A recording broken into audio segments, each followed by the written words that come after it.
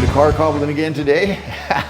Special day. Hey, you know how, if you've been watching this for very long, you know that great body of knowledge and understanding that I share with you wisely week after week is pretty well stuff I just made up, you know. And, well, it works, you know. If you don't know what to do, just make it up. But in the meantime, we're going to have a special guest today, my brother-in-law, Dave. And Dave's the guy that actually knows stuff because, well, he went to school for one thing. And he's actually a mechanics teacher in a university over in British Columbia. And so he's here today and we're going to talk about some of the issues concerning the, you know, getting this car on the road. This car has 214,000 clicks on it. And you say that's in mileage. In case about 130,000 miles, roughly. Right, yeah. Right. And in the old days, that would be a finished car. Like, we'd be done with it. You hit 100,000 miles, Yeah. you know, and go back in the day, yeah, you're like looking for something else. It's true, yeah. But, you know, I'm hoping to get $1 million out of this one. Well, you might, you know. It's going to depend on a few things. Yeah, though, isn't you're it? going to have to live long enough too, Al. So, Well, yeah. Not depends how counting much driving you're doing, but yeah. that. Yeah. So, well, this is going to be my wife's car anyway. So, Oh, wow. that'll be good. Yeah, she'll be out and about. So, yeah, you'll get used. She's going to love it. Yeah. So anyway, yeah. Okay. So you got a 200-some thousand kilometer car here. And the idea of doing it like this is because the whole mechanical part is all together, and I don't have to start mix mashing and, you know, all that kind of stuff. I won't have to tune it, you know, anything. It should be all good, right? But then coming with that is we need to refresh it, especially, you know, the day, Dave, that I drive this out of probably that door there. Yeah. You know, painted nice and red and everything, and, you know, air conditioning working, and it's going to be awesome. You want to look forward to some longevity, right? Yeah. And not only that, you don't want to be driving something that could break down No. any minute now. There's nothing worse than a nice classic car on the side of the road with the hood up. With the hood up, yeah. Yeah. And everybody, well, that's why you don't drive one of those cars. Yeah, right. That's the one they'll notice out of all the Volvos and BMWs with their hoods up, right? Yeah. Exactly. So the basic service that you would do like this, okay? You're going to get your car at this point, and we want this to apply to pretty well any car. Yeah. Especially in this era. You know, this is an 06 Cadillac CTS. Yeah. And anything from around there, a little older, up till now, it's pretty well the same sort of rules, right? As far as pretty much, yeah. servicing. And so just to give it a complete service, where would you start? Well, first of all, with all your fluids, you know, oils and that, obviously the engine oil should be changed. Transmission fluid should be changed. That's an area that a lot of people don't even think about. You know, we'd get cars coming into the service station that were, you know, the same vintage, never had the fluid change in the transmission. They're wondering why it's not working properly, and you know, that needs to be done. Differential fluids, another thing, area that people don't tend to do very often also.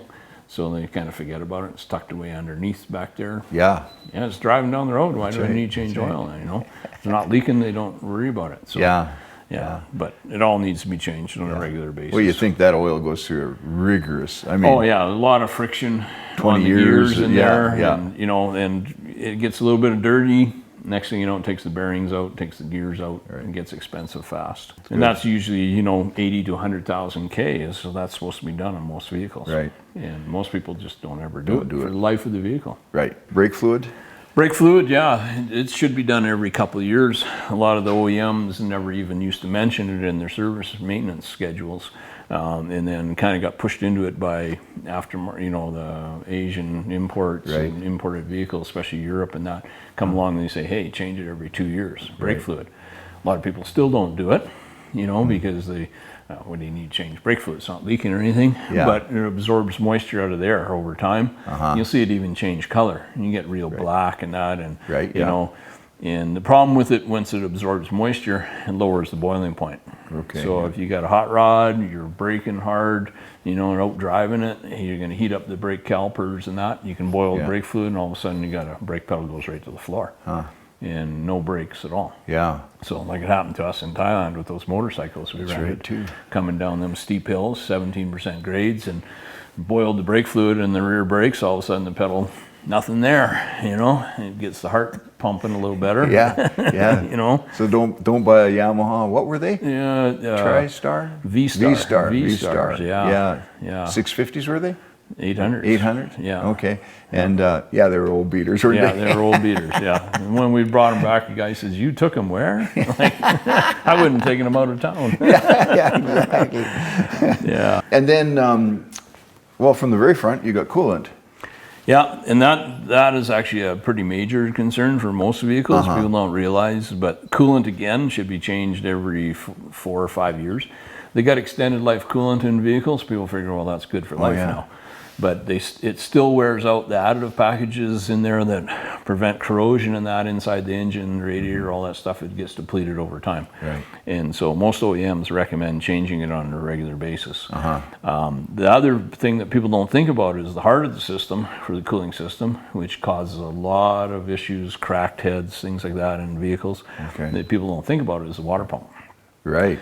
Is they also get worn. They don't realize that, but the fins in there, the clearances get too much, drops pressure in the system, causes hot spots in the engines, causes cracked heads, issues like that. You know, in the mechanical field, I see people, oh, those engines were junk because they keep cracking heads. You put another set of heads on, they crack again. Well, you're fixing a symptom. Right. You're not actually fixing the issue, the heart of the problem, which was the water pump.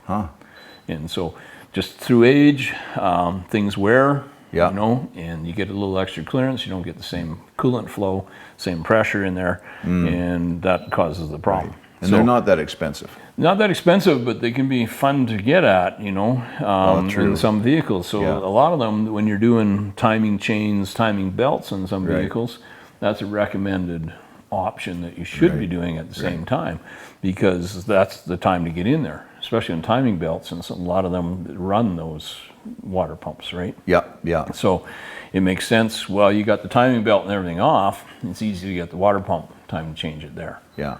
So yeah, and I think that's good. I mean, you think, well, you know, this one's still good, but I think both you and I would tend to update before a problem happens. Yeah, right? Try to prevent, you know, us from going out in the jungle, you know, in Thailand, Al. We didn't want a problem when we were out in the jungle, so we tried to make sure we covered all the bases before we went there. Yeah. And it's no different driving down the road here. Yeah. You know, you're halfway between here and Saskatchewan. Yeah. You know, in the middle of nowhere, and the water pump starts leaking or whatever. Yeah. Because that's the problem. We change antifreeze, the new antifreeze, the surface tension is a little less than water, and you know, any of the old stuff, and it can upset the seal a little bit, start weeping, leaking, and not only leaking antifreeze out, but you can suck air in too in some systems. So just depends on what's happening in the vehicle.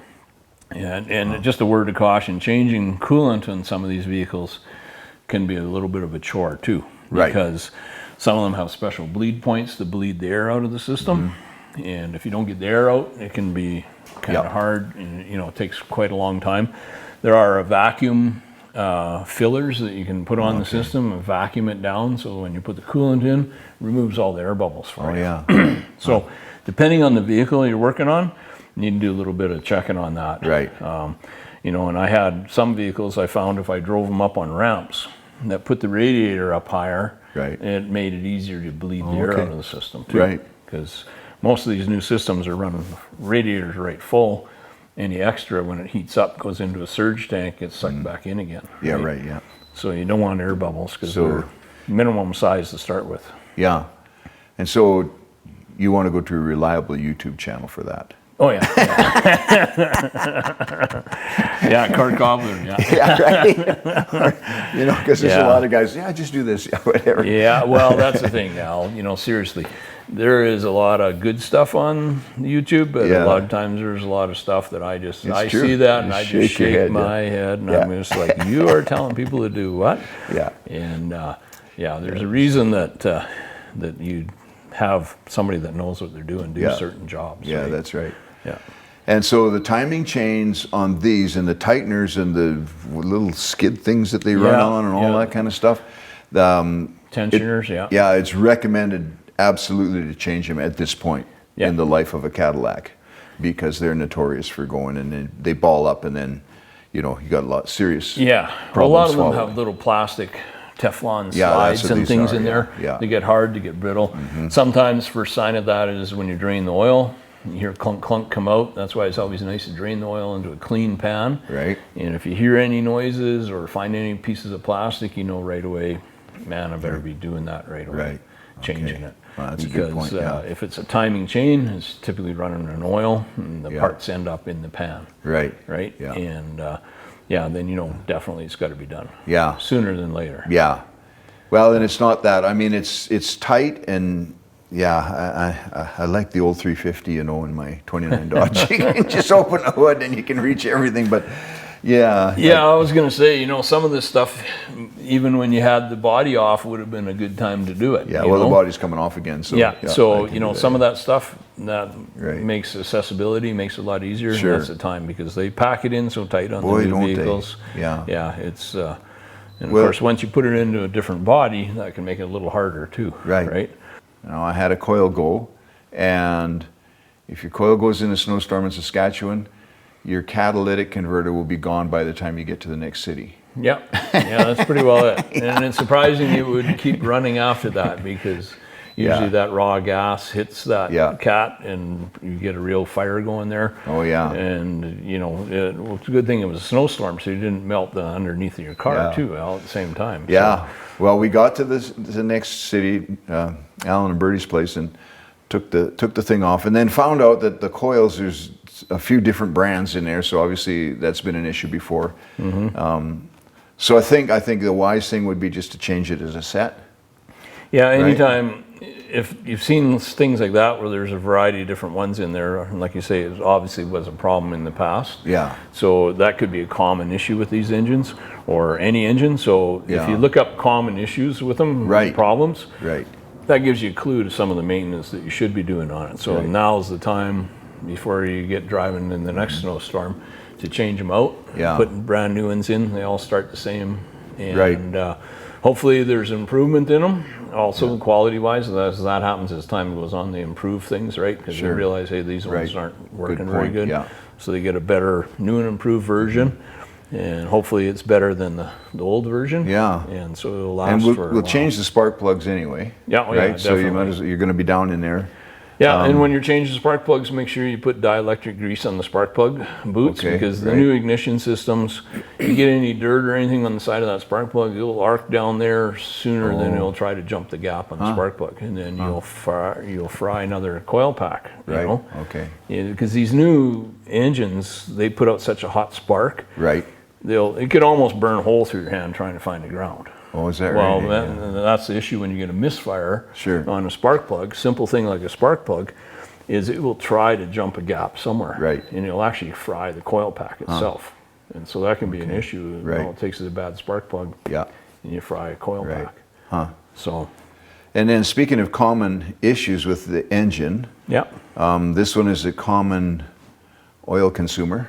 And you know, there's a lot of discussion about why that is and so on. One of the things that I've seen on the internet on a forum was that the head, not the head gasket, but the gasket where that keeps the pan on the tappets, right on the Right. what they call it, camshaft gasket or whatever. That there's a newer gasket that you can get that has better oil passages or something like that. That apparently, I don't know. I'm going to have to look into that a little bit more because if that's one of those upgrades that you're talking about, Yeah. that might be my problem. But it does consume a lot of oil. Yeah, and I mean, is it burning it through piston rings? Is it leaking it by the valves? Oh no, they're all like new. Yeah, yeah. Of course they are. But I mean, that's the thing. Yeah, in some engines, the valve, that new gasket might deflect more oil away from the valves, so that could be why Okay. maybe it helps reduce oil consumption. Right. Yeah, I had a particular vehicle, and they had a different valve cover that went on. It had shields inside it to deflect Okay. oil away from certain parts to help improve oil consumption. Right. Huh. And so sometimes they work, sometimes they don't. Right. That one, it was burning oil in the cylinder. So Okay, yeah. yeah. So it was actually around the rings. So. Oh yeah, yeah. In that. Yeah, and if it's burning around the rings, the only way to fix that is, fix it. Pull it apart, put new pistons, new rings, and proper size. Because a lot of these engines, they actually had quite a bit of clearance in them. Oh, okay. A lot of these new engines were very noisy when they fired up. We had what we call piston slap, and Right. they'd be knocking on the cylinder walls because they were actually that loose inside the engine. Wow, yeah. And then once they warmed up and they expanded a little bit, they tightened up in the cylinders. But that also being loose like that allowed it to get more oil past the rings too. Huh. Yeah. Sure. So. Interesting. How much do you think an engine job would cost? Well, it all depends on the engine and what you have to do, because Right. buying new pistons and everything, a little 4-cylinder version, little Chevy that I have at home, I just got a price on parts for it, and it's $1,000 for pistons and rings and a few other odds and sods for that. Doing the engine properly, you should be tearing it down, checking the piston size, boring out the cylinders if you need to, doing the heads, is again valve guides, valve seals, all that thing adds to the oil consumption. Plus, they don't run real good if they don't seat properly. Yeah. So that's the problem. Most guys do a engine rebuild. It's like slam some new parts in it and we're good to go. Well, in the real world, in an engine shop building it, it's like an operating room. Sure Clean is. as can be. Exactly, yeah. Everything's done. It should be rebuilt to brand new specs. Yeah. All the clearances, everything. Yeah. Then you're going to get that engine to run a long time. Right. And with newer parts and everything, the newer technology, you'd probably eliminate your oil burning problem. Right. Probably run 400,000 before it started to burn oil. Right. Instead of 200,000. So Yeah. yeah. So that's what I'm trying to avoid. Is the cost of an engine rebuild, right? Yeah. And so for this particular engine, got how many cylinders on this thing now? Six. 6 cylinders. 3.6, So yeah. we're talking $1,000 just for parts for that engine that I was looking at. Right. And so you're, $1,500, $2,000 easy. Yeah. Yeah. Yeah. And then all the machining. I mean, Yeah. and a lot of that, I don't know. It's like you say, the machine shop, like an operating room. I don't know if I could come up with that level of Cleanliness. skill and cleanliness and Well, tolerance. that's the problem is most people don't, and they think, well, I rebuilt the engine, and then why is it not working right? Not that long after, Right. 50,000, 60,000 K later, Yeah. it's burning oil and stuff again. Well, how come? Well, if things aren't to the right standard to start with, it's never going to be the right standard. If the cylinders are wore, you need new pistons. Yeah. Guy doesn't want to spend money on pistons, and he leaves the old ones in, puts new rings in. You just put a Band-Aid on it. You didn't fix it. For sure. Yeah. Yeah. Well, that's the thing, and it's one thing working with an old, inline Chevy 6. Oh, yeah, or yeah, 350 or something. Well, some of those old engines and the parts, you could buy a rebuild kit for, $400 or $500 kind of thing, yeah, for some of that's those. right. So yeah, it made a world of difference. So the other option is, I see on eBay there's an engine like this in Quebec that has just over 100,000 clicks on it for $1,000 Canadian. Yeah, and I mean, sometimes realistically, hey, if the thing's that's really the mileage on it and everything. Yeah, right. That's the thing, because you never know in some of these ads. Oh yeah, barely used. But it's been well used. So I mean, you're taking a gamble, right? We are taking a gamble, but that's what we do in Thailand, eh? Engine after engine. Well, yeah, we do that there. Yeah, for sure. Yeah. You got any more of those 3-liter Isuzu diesel turbocharged engines laying around here? Yeah. Yeah. Well, so lots of reasons for that. Yeah. Yeah. And that's the thing there too. They always say make sure you check all the gaskets that the thing has never been opened. Yeah. Because if it's been opened, you don't want to touch it. Trouble. Yeah. And that's the thing. I mean, you don't know where the thing came from, what's happened, the life of it. Yeah. So buying an engine like that, and like you're saying, we're working on this. The other thing to look at is all your vacuum hoses, plastic. Right. Yeah. There's rubber hoses on some of these. A lot of them gone to plastic lines. Vibrations and that will cause them to vibrate and break. They'll crack and break. They get hard and brittle over time. Yeah. So, make sure all your clips and things are in place. If the the rubber hoses start to disintegrate, you'll get black rub off your hands, like the rubber just starts to fall apart. Yeah. Change the hoses. Right. Is vacuum leaks, and that cause more issues on these newer engines than you'd believe. Sure. And so that upsets timing. It also upsets fuel ratios on them. You know, it actually can change your engine RPM, the idle RPM, and that of them too. All it takes is a vacuum leak, and it'll bump up higher. Okay.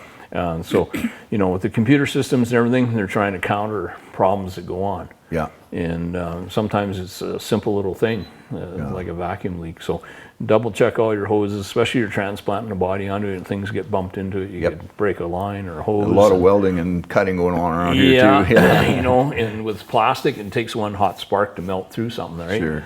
So yeah, double check all that kind of stuff. Try to Okay. protect it best you can when Right. you're working on it too. Yeah. Yeah. Yeah. Get some old blankets or something to put over things, you know. Yeah. Wet rags and Yeah. Lots keep of the wet air rags. hose handy to keep things cooled down. Yeah. So that's just another area that people don't think about. Right. And so you get any kind of leakage there into the intake system, it will upset the apple Yeah. cart pretty fast. Yeah. Yeah.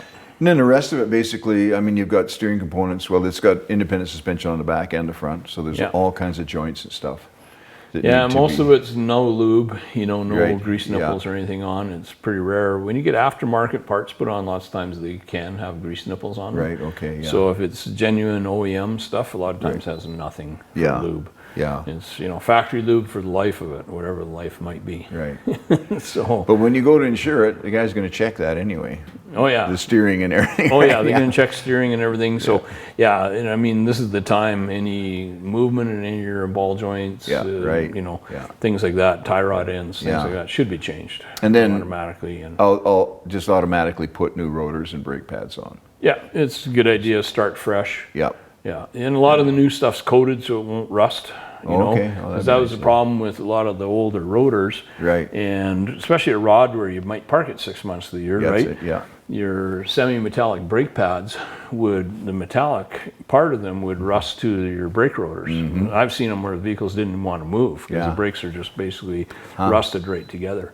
And so get them to bust loose, and then you get this grrr, grrr, Yeah. grrr every time the wheel goes around. And people think it's a bearing going in that. You can tell by stepping on the brakes how the noise changes Right. and that. Right. So, Yeah. but so with the new brake rotors and pads, they won't do that. Right. If they're the right kind of rotors, right? So a lot of them have got that new style and won't rust up on you. Okay. So it's a little bit different material. Yeah. But yeah, it's a good idea.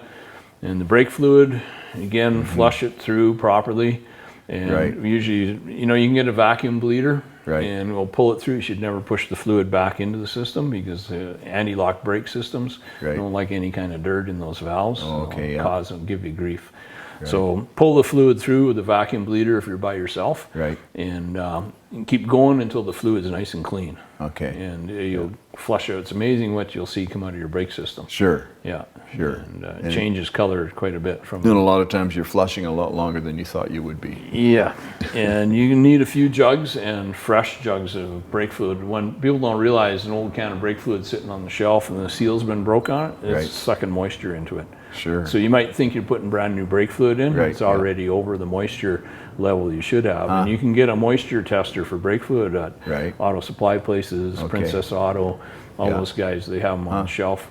It's not that expensive. Right. And you just stick it in the brake fluid and it tells you what level of moisture. Good. Because the moisture causes that boiling point to drop, like we were saying. Right, So, yeah. so you want to make sure. And make sure you're using the right brake fluid for the particular vehicle. Oh, sure. too, Yeah, Right? Because ABS brakes and that, you don't want to use the silicone type brake fluid because it aerates with the Okay. ABS system. So Right. make sure you're using the right fluid. And that's the same with all the fluids. Yeah, Whether everything. it's the coolant or the oils or whatever, right? Yeah, So- and like we were saying, like, you know, transmissions are one area people don't do a lot of. And you go in your quick lube places and they're going to want to sell you a transmission flush, and I don't recommend it. Yeah. If you're going to do it and you want it done right, take it to a shop where they actually drop the pan. There's a filter in there. Right. There's no sense changing oil if you don't change the filter. Yep. So a lot of times they'll just suck oil out, pump oil back in, never drop the pan. Your filter never gets changed. You still got a dirty filter. That can restrict the oil flow, doesn't shift properly, still have the same issues you had before you put fresh fluid in. Right. So drop the pan. Most of them got reusable gaskets on them, Right. you know, and the gaskets are expensive. They can be $40-50 for a gasket for the oil pan.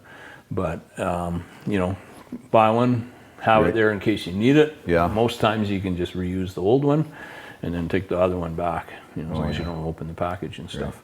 And then some of these transmissions, they don't have a dipstick, so you got to know where the port is for putting the fluid back in. Right, yeah. And the fluid will typically come up to a certain hole or level on there, and then you put the bung back in and you're done.